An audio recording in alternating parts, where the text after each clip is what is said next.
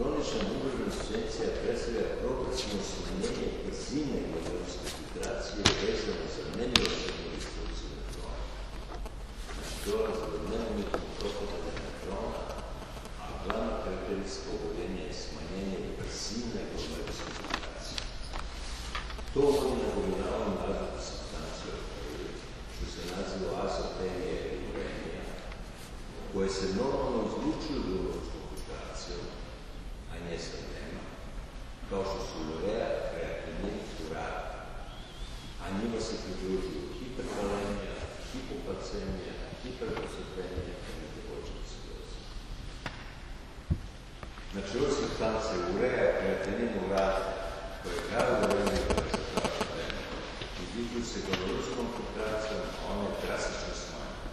I zbog toga ne mogu se izluče, nagomilavaju se u krvi, grave uremiju azotemija, a one traže hiperkalemija, hipokacemija, hiperfosfemija i metabolička acidoza.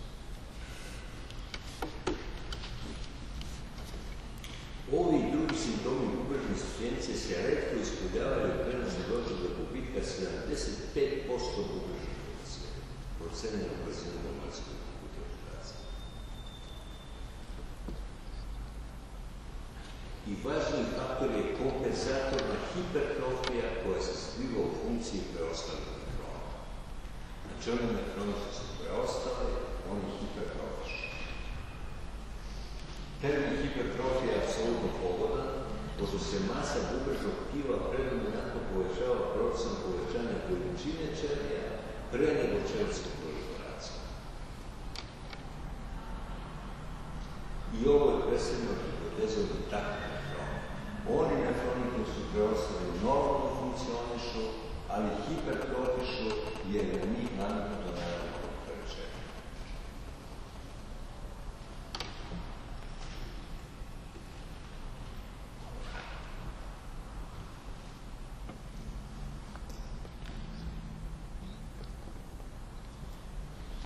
Ovo implicira da bubrezna funkcija u kroničnoj insuficijenciji je posljedica normalnog regulatornog odgovora preživjelih rezidualnih nefrona na koje je nametnuto nenormalno opterećenje.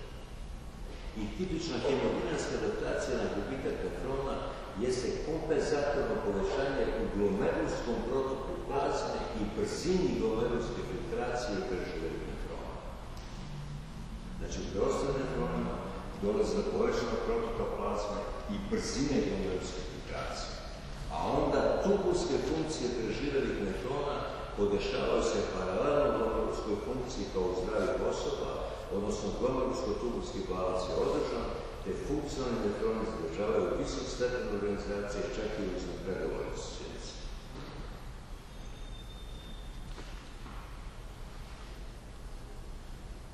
Stoga, kompenzacijno povećanje brzine glomerulske filtracije preostalih nefrona praćeno je povećanjem tubulske reapsorpcije natrijuma i vode, te je komercna završena.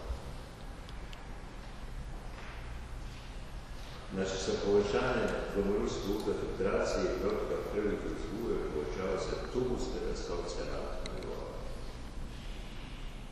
I u hipertrofisanim tubulima je pokazana povećana aktivnost vazoaktivne natrijum-kalium-faze, kao i povećanje aktivnosti luminalno-natrijum-donornih smanjivača.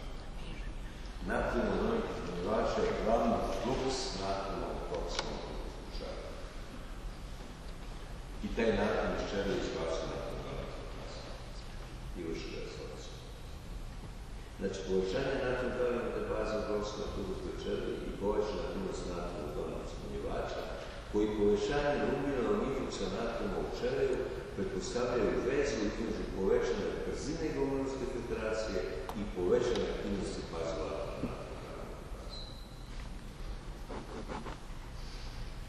Znači, u preostalim nefronima povećan protok krvi, povećana ultrafiltracija i povećana tubulska reapsorpcija, povećana aktivnost natrijum-kalium-faze i natrijum-donornih smanjivača. Sad, šta štetno deluje i šta uništava te preostale nefrone?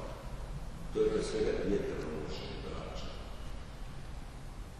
Izaziva brzu destrukciju nefrona, Zato terapija kod kronične insuficijencije se restrikcija zračenja. Zašto? Pretpostavljeni mehanizam je da je kontinuirana hiperfiltracija rezidualnih glomerula za povećanje protoka krvi, oštećuje permebilna svojstva glomerulskog kapilarnog zida, vodeći hijalnoj sklerozi kapilara krvi. Zašto?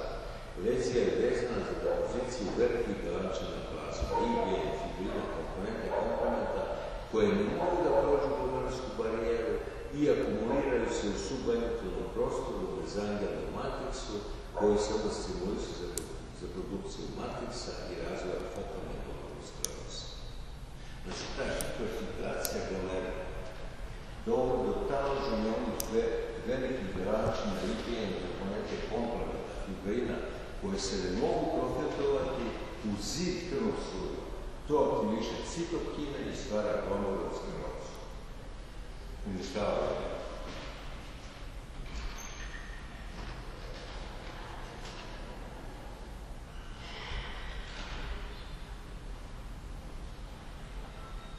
Tako umjerena dijetelna restrikcija galančevina, ako je započeta u ranoj fazi kronične insuficijencije, smanjuje progresiju funkcionalnog porušanja.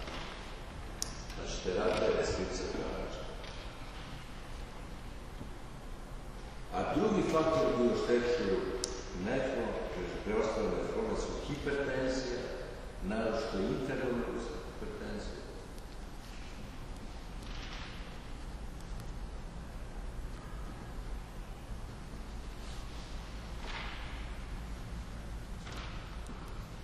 i proteinuria. Znači, dva druga doprinošća faktora koje vode progresivno propadanje ljudske funkcije kronične insuficijencije. Zašto je fibrinono galančine i proteinurije su toksični za tuberske epitelne ćelije, mogu zadati produkciju proinflamatornih citokina, ekstraćelijski matriks proteina koji promovišu onu investicijsku fibrozu. Tako kako bubrešno oboljenje napreduje, ova adaptacija rezidualnih nefrona postaje neadekvatna te nacionalno bubrešne insuficijencije.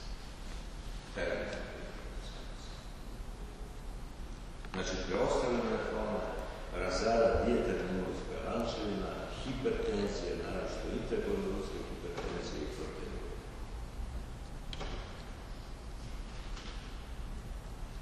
I rano u toku kronične insuficijencije oštećena je sposobnost koncentrisanja urina. I pri uznapredovanoj insuficijenciji, kada je brzina glomerulske filtracije smanjena za 90%, bubreg je sposoban da poveća osmolalnost urina samo do nivoa osmolalnosti plazme, to je 290 mg/mol, što se naziva izostan urin. Znači, pacijent u kroničnoj bubreg insuficijenciji luči urin i stetične izostan luči sa plazmom i za osmolalnom sa plazmom. A osmonska diureza u preostalim nefronima dovodi do relativne poliurije.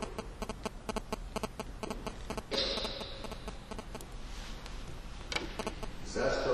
Jer osmonska diureza u preostalim nefronima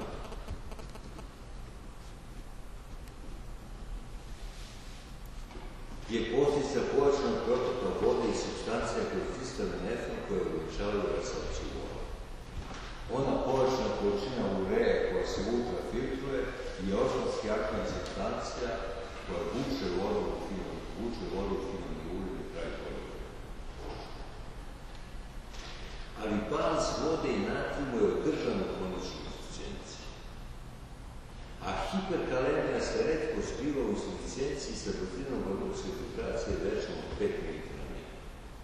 Znači, traja glomerulska filtracija se smanjuje sa 120 na 5 mg/min kada dođe do hiperkalemije. Samo u teškoj ubrežnoj insuficijenciji razvija se hiperkalemija. A povećanom skalima, kompetitivna inhibicija aldosterona i akutna acidoza dovode do hiperkalemije. Onda metabolička acidoza je uobičajeni poremećaj uznapredovanja kronične insuficijencije sa brzinom glomerulske filtracije ispod 25 mg/min.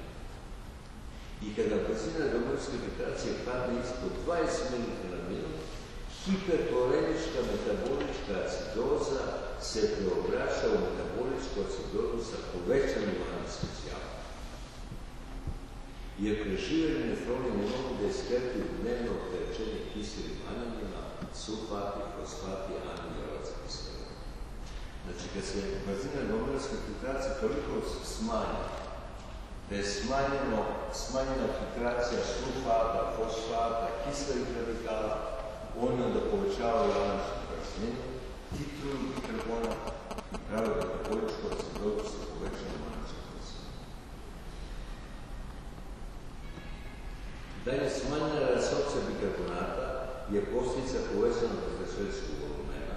Čim se poveća izračunski volumen, smanji se resorpcija natrijuma i jamija, klorida bikarbonata, i sekundarno hiperparatiroidizma. Parathormon blokira resorpciju.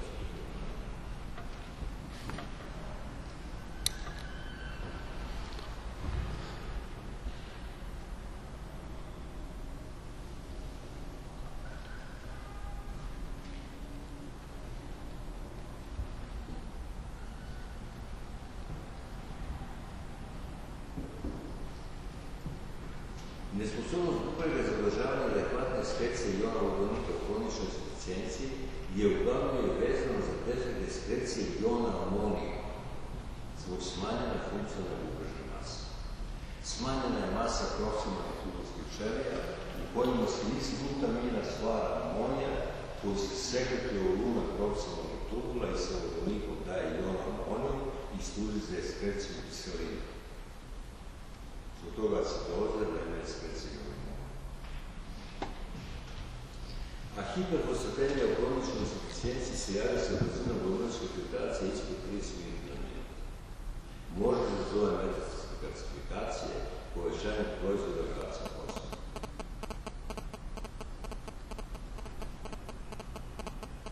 I hipokalcemija je uobičajena, mada je tetanija ekstremno retka, zbog smanjenog stvaranja 1,25 dihidroksikolekalciferola u ćelijama proksimalnog tubula, što smanjuje intestinalnu apsorpciju kalcija. I također postoji rezistencija kostiju na desulfat-hormona.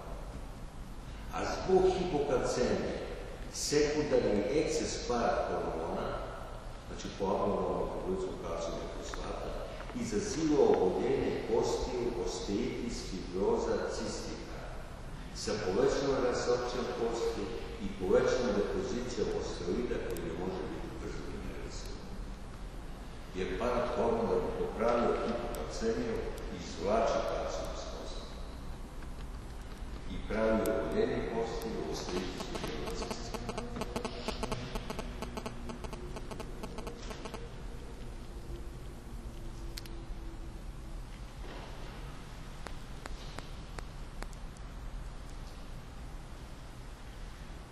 Se na engleskom zove trade-off.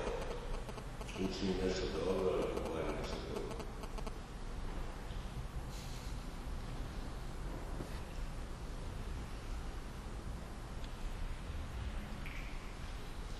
Deficit 1,25 dihidroksikolekalciferola oštećuje mineralizaciju kostiju i izaziva osteomalaciju, defektnu mineralizaciju kostiju, a metabolička acidoza također demineralizaciju, preferencijom kiseline i karbonatima iz kostiju doprinosi bubrežnoj insuficijenciji. Bubrežna stimulacija. I ove promjene se javljaju kada brzina glomerulske filtracije padne ispod 35 ml.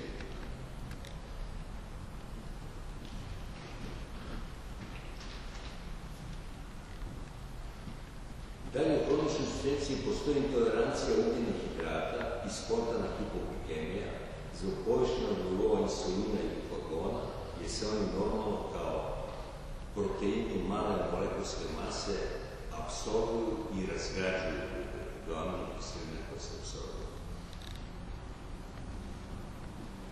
Onda hipertrigliceridemija u kroničnoj insuficijenciji je posljedica povećane sinteze lipoproteina u jetri i smanjene aktivnosti lipoproteina pasa. Onda kronična insuficijencija vodi abnormalnostima reprodukcije, anovulacija, menstrualni poremećaj u ženi, smanjene libido i potencija muškaraca. malo se hormonalne sekrecije su centralne.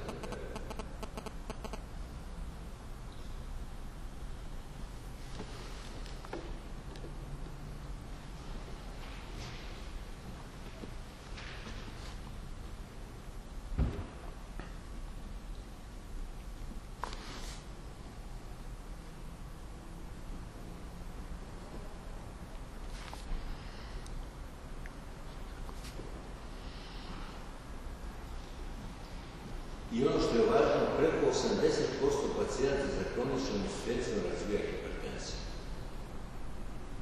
Retencija soli i vode koja proširuje srčanički volumen je najvažniji faktor zbog ograničene sposobnosti bubrega u kroničnoj insuficijenciji za ekskreciju nakon. Znači, ipak te bubreg ne može skretati toliko nakon, da se održava hipertenziju. Drugi faktor je povećana sekrecija renina i smanjenje bubrega perfuziji ili smanjenje vazodepresivnih supstancija i smanjenje unutrašnje mase. I obzirom da intraglomerulska hipertenzija razvija progresivno glomerulsko strukturalno oštećenje koje izaziva sklerozu glomerula, hiperfiltracija glomerula, to antihipertenzivna terapija koja normalizuje glomerulski kapilarni hidrostatski pritisak štiti od oštećenja glomerula. Daju se inhibitori angiotenzina 1 konvertacije.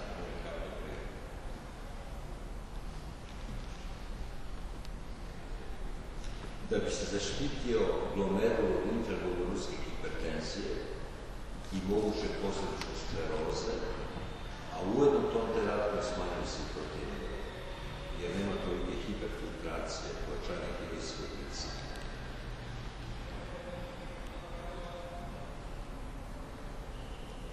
Dalje, perikarditis i pleuritis su nejasne patogeneze. A plućni edem može da nastane zbog ekspanzije izlačevskog volumena i povećane prosječnosti kapilara.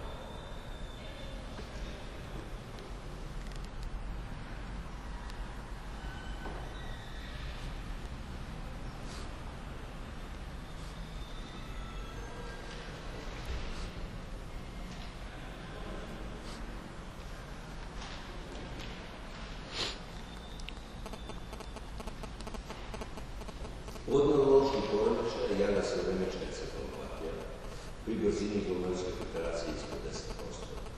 I periferna neuropatija nejasne geneze, a najverovatniji neurotoksin je parafolno zbog povećanja intračevskog kalcijuma u mozgu i periferne.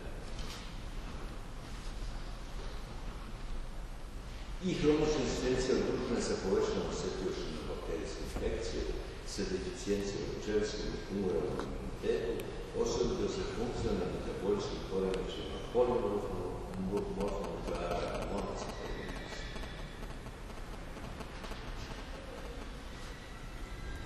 I ono što je karakteristično, javlja se anemija zbog smanjene produkcije eritropoetina i kraćeg životnog veka eritrica.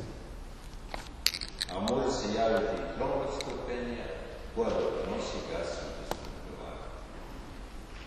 Znači, ovo konglomerat znakova i simptoma poremećaja celog organizma u uremični sindrom.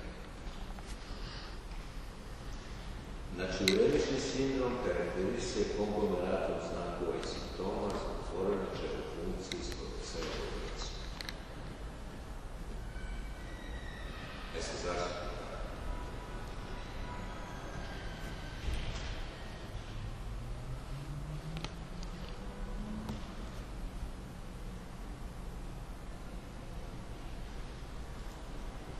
Pretpostavljeno je da supstance zadržane u cirkulaciji zbog smanjene esketovne funkcije bubrega cirkulišu i odgovorni su za neke od multiplih manifestacija pacijenta sa uremenom.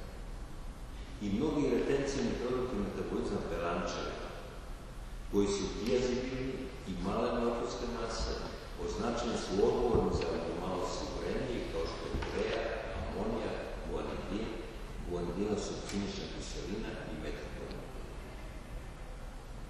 Za ureu je pokazano da delom uzrokuje nauzeju, anoreksiju, uremični stomatitis i uremični kolitis. I u novije vreme su za pojedine simptome uremije pretpostavljene slabo diazibilne supstancije srednje molekulske mase od 500 do 2500 daltona, kao što su steroidi, nukleotidi, ugljeni hidrati, organske kisline, peptidi, niskomolekulski proteini i paraben.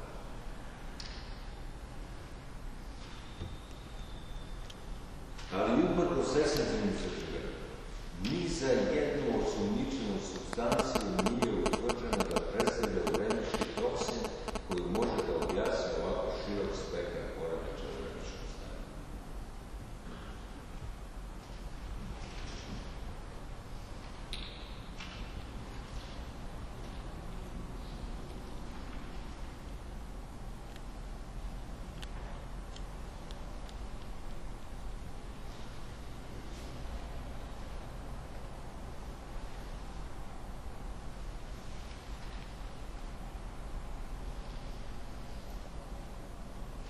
Bubrežna fibroza, predstavljena glomerulosklerozom i tubulocistitskom fibrozom, je uobičajena finalna manifestacija raznih kroničnih bubrežnih bolesti i vodi destrukciju parenhima bubrega u terminalnoj bubrežnoj disfunkciji. I po inicijalnom oštećenju dolazi do aktivacije glomerulskih mezangijalnih ćelija, intersticijskih fibroblasta i tubulskih epitelnih ćelija, koji produkuju i sekretuju proinflamatorne citokine. A hematotički citokini rezultuju u infiltraciji inflamatornih monocita i makrofaga i te ćelije u oštećena mesta.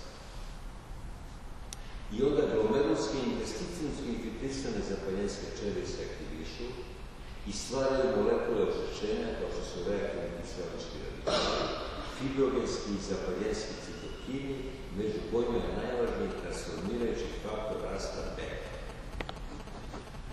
koji stimuliše mezangijalne ćelije, intersticijske fibroblaste i tubulske epitelne ćelije da se podvrgnu miofibroblasnoj aktivaciji te stvaraju velike količine komponenta za ćelski matricu.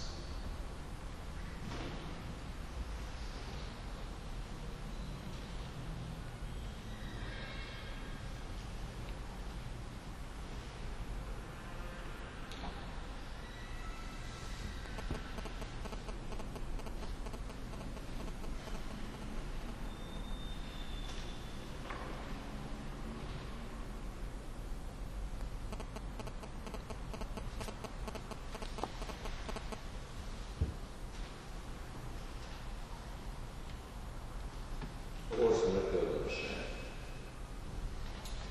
Znači, nuklearni faktor K-beta aktivisanje je transformirajućeg faktora rasta beta, dovodi do infiltracije monocita i T ćelija, mezangijalne aktivacije, fibroblasne aktivacije, epitelne mezangijalne